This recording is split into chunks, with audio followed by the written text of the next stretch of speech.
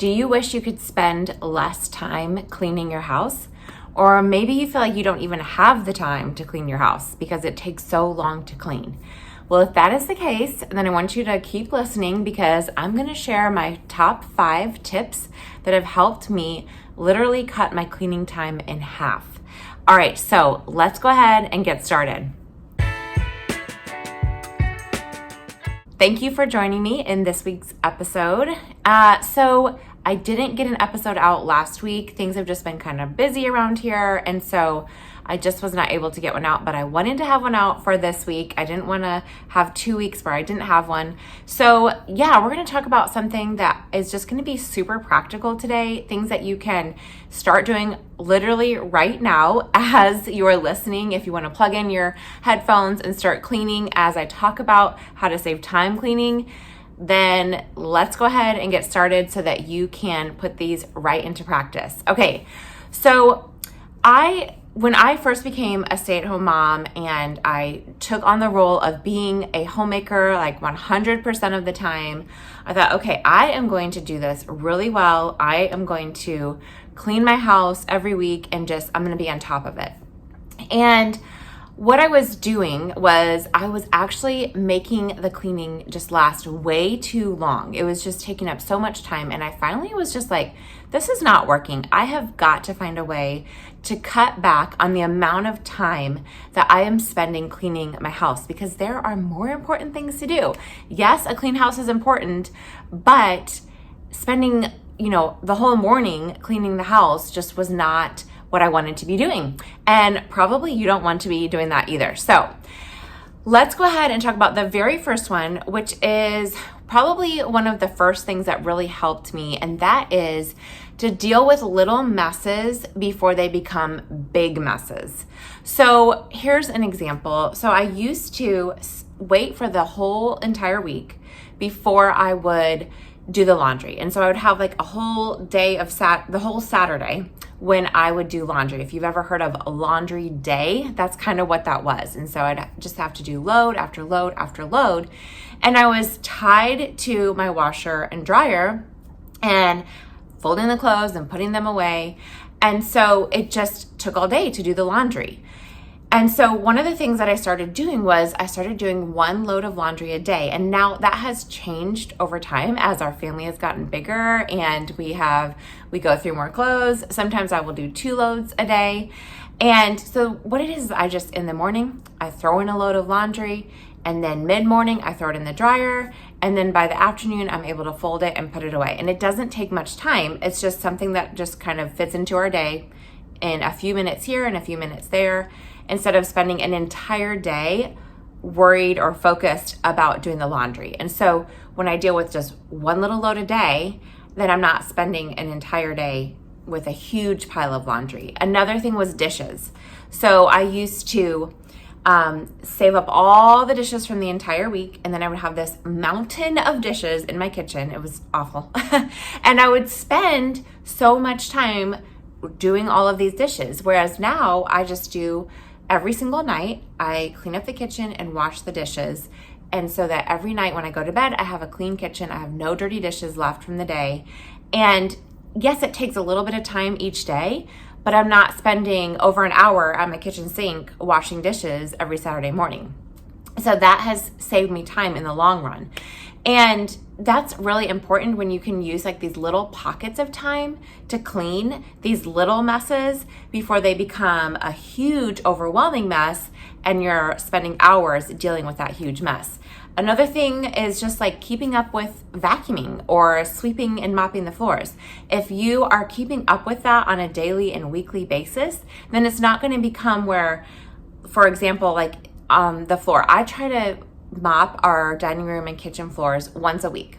And sometimes if there's like a spill and it needs to be wiped up, and actually like mopped, I'll get like a wet rag and wipe that up during the week. But I'm dealing with it as the messes happen versus like a huge, just letting it become disgustingly dirty. And then I have to spend time scrubbing, or I have to spend time getting extra spots, all of the dirt off I can deal with these smaller messes when it's less dirty so that I don't have to spend extra time scrubbing, if that makes sense. Even with dishes. So when I would pile up the dishes for, a few days even, and they would just sit there, it was harder to wash them and I would have to scrub harder than if I just dealt with it right away because the food hadn't stuck on there and gotten hardened as much. And so when I dealt with it early on, then I wasn't spending as much time scrubbing the dishes too. So those are just a few examples, but it really does add up in other areas too. Maybe it's like cleaning your bedroom or cleaning your kids' bedrooms. If you are staying on top of it every week, every day even, just having a few minutes here and there when you do like a quick pickup in the afternoons or even in the morning, if you want to do it every morning, do a quick pickup of the bedrooms. And that way you're not dealing with this overwhelming mess in the bedrooms and then having to spend an hour or two doing this deep clean because you haven't touched their bedrooms in, a month. So that's tip number 1. All right, tip number 2 is to not expect a perfectly clean home. So I feel like perfection is something that we usually land in one of 2 categories. So number 1, we either think that our home just has to be perfect and it feels so overwhelming that you can't ever have a perfectly clean home. And so you just don't clean your house. And that's when you let those little messes become big messes because you're like, I'm never going to have a perfectly clean home. What's the point? Why even try? And that's when you just stay in this state of mess and a dirty home. That's one category. Another category of perfection is those who think they have to have a perfectly clean home, and that's what they're always striving for, is to have a perfectly clean home. And I have to say that I have been in both categories of perfection. Obviously, I used to let the messes pile up, like I talked about earlier. But I also, when I became a stay-at-home mom and I thought that I had to have this perfectly clean home every single day, if someone walked in my home, they needed to know that I wasn't just sitting around being lazy. I was actually cleaning my house. And so I just felt like if anyone ever came over, I had to have this spotless home. And how dare if they see a speck of dust or a juice stain on my floor. I didn't want that. And so I was making sure that I got every nook and cranny clean and having a perfectly clean home. And that wore me out because it's not possible. You can't have a perfectly clean home. You live with other human beings. You live with yourself and you're not perfect. And so you're never going to have a clean home all the time. It's going to be an imperfectly clean home is how I like to say it. So it's kind of funny. Sometimes when we're doing schoolwork, I will say to my daughter, I'll say, "Oh, that's perfect," when she writes a letter or something. And she'll say, "No, Mom, nobody's perfect. Only Jesus is perfect." And so that is true. And that's something that I have to even remind myself sometimes, that we're not expecting perfection because if it can't happen, it just won't happen. But what happens is we spend too much time cleaning and getting every little bit of dirt because we want it to be perfect. So for example, I'll just tell a story about myself. So I used to spend an hour mopping my home. And this was a home that was about 1,100 square feet. It was the home that we lived in Florida. And what I would do is I would sweep the floors. And then I would use a dry mop. I had a microfiber dry mop that I would use to get all the dust after I swept. And then finally I would mop. But I used a microfiber mop, so I would wet it down. And then I would move all of the chairs and the table out of our dining room. And I would get it all mopped down, wet and clean. And then I would take a towel and I would dry it off because I didn't want to have any smudges or any streaking from the water from my mop. And so I would mop a little section, dry a little section, and then I'd mop another section and dry a section. And then once the dining room was clean, I'd have to move all of the chairs and the table back in. And then I would go do the living room. And I would move the furniture and sweep and mop, go through that whole process. And then I would do the hallway, the same process. And it was taking me so much time. And finally one day I was like, why am I doing this to myself? Why? I do not have to have a perfect home. And I started embracing the phrase good enough. It doesn't mean that you just don't put forth the effort or that you're not giving your best, but it's just where I'm gonna mop my floors to a good enough point where I'm not having to move the table and chairs. I'm not having to use a towel to dry it off so I don't have streaks. Instead, what I do now is I just wet down my microfiber mop and I mop my floors. If I am at my dining room table, I just pull out a chair, quickly mop underneath of it, push my chair back in, and I'm done. I'm not moving it all over the place. I don't dry my floors. I just let them air dry now. And it literally takes me 8 minutes to mop my floors now. 8 minutes. And it used to take me an hour. Isn't that crazy? Because I was expecting perfection. So my question to you is, have you been expecting perfection? If you have, I challenge you to think of ways that you could just clean good enough instead of expecting it to be perfect. Maybe you've been putting it off and so you're just not cleaning. Well, then now it's time to say, okay, I'm not going to get it done perfectly, but I'm going to do a little bit here and it's going to be good enough. Or maybe you've been doing it so perfectly that it's just taking you so much time to clean and it's wearing you out. And so you need to say, you know what? I'm not going to spend all this time trying to get every little nook and cranny. I'm just going to do it good enough. All right, so that is tip number 2. Tip number 3 is to use a timer. And so I have used a timer in a couple of different ways. So number 1, the first way that I used it was I used to think that cleaning my home and all of these different tasks took so long. And so I would procrastinate and I would put it off. And I would think, oh, I just don't want to spend, an hour mopping my floors. Or I don't want to spend 20 minutes folding the clothes.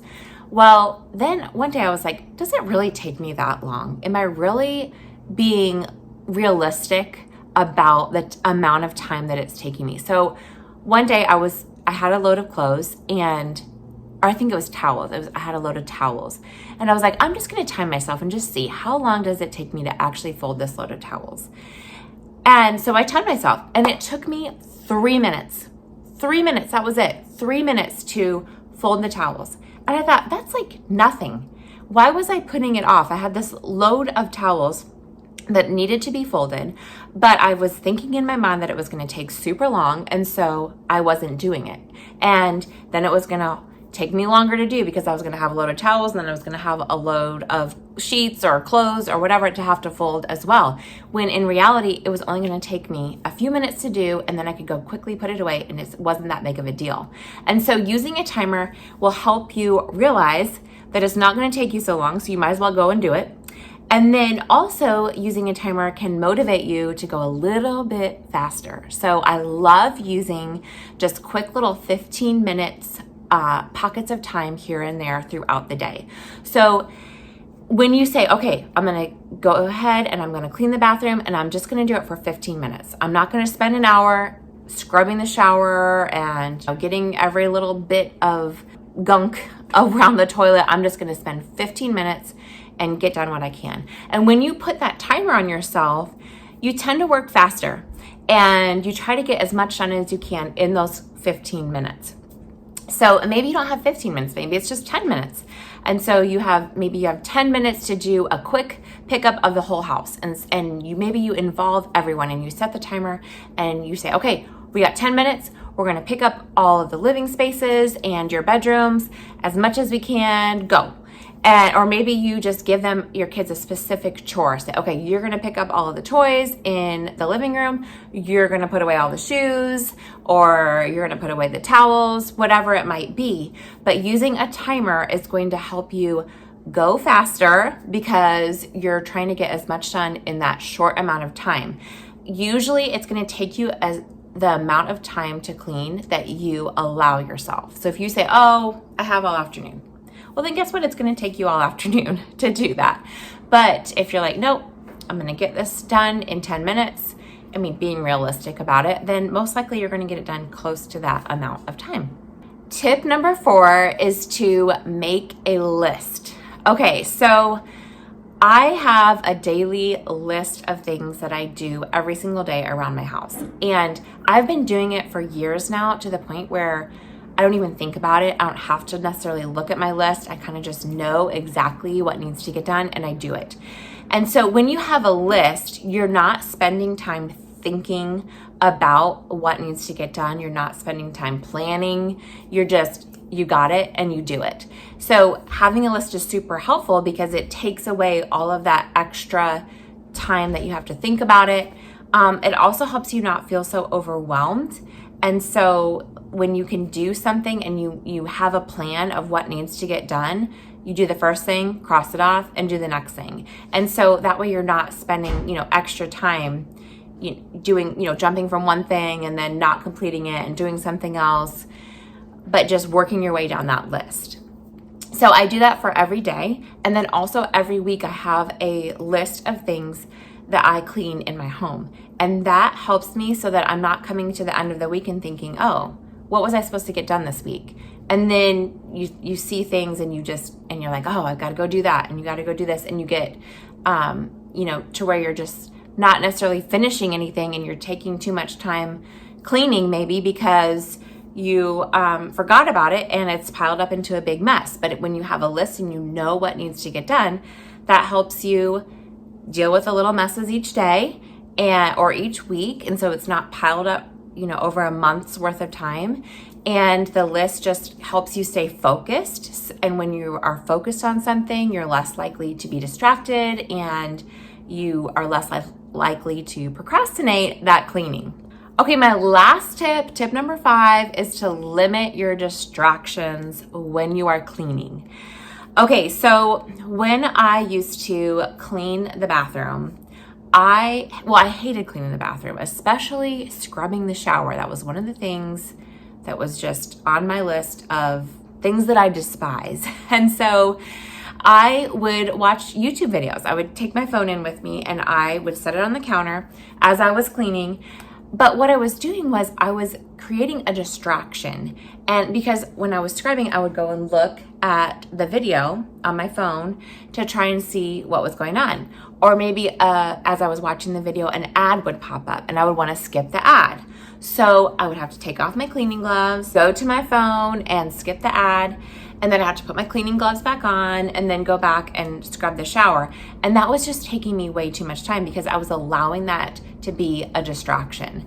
And so I had to decide that I was going to save YouTube videos for a time when I could actually sit down and watch them, or I needed to make sure that I was watching videos or that could just be listened to, like this one right now, like a podcast style, where I can put my headphones in and just listen. I don't have to watch what's going on.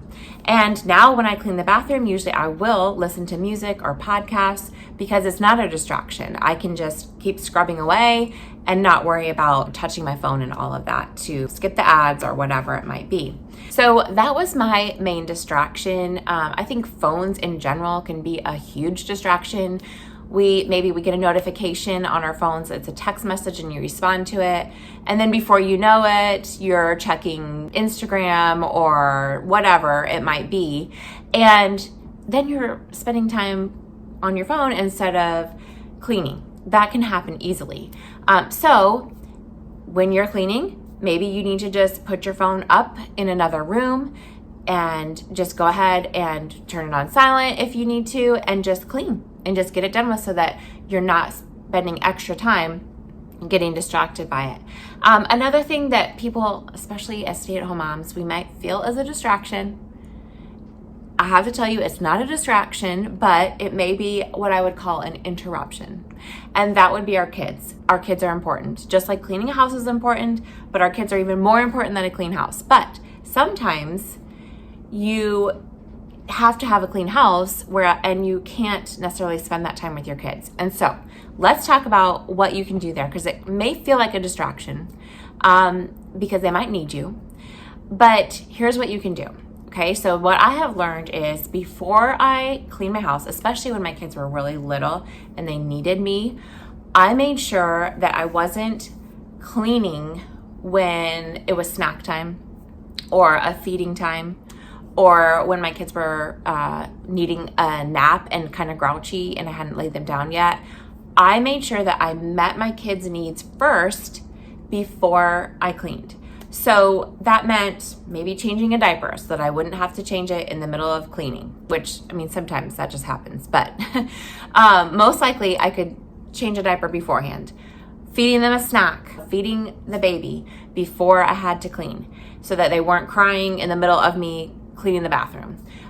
Maybe it was something else like a nap. Maybe I cleaned during the nap, or just I wasn't cleaning at the time that they were sleepy and maybe would end up crying, and then I wouldn't be able to go put them down. Maybe it was something also like just needing my attention.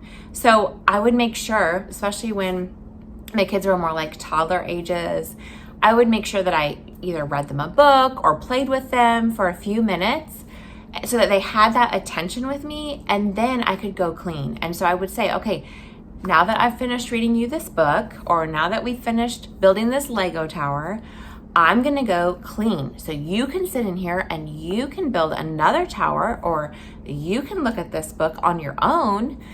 And so they had that time with me, and now they could have some independent play while I went and cleaned and spent that time cleaning instead of being interrupted, being distracted by my kids' needs. So that is something, if you feel like, oh, you just never have time to clean because your kids are constantly needing you, well, make sure that you're meeting their needs ahead of time, and letting them know, okay, now it's time for me to go do something else, but you can play on your own.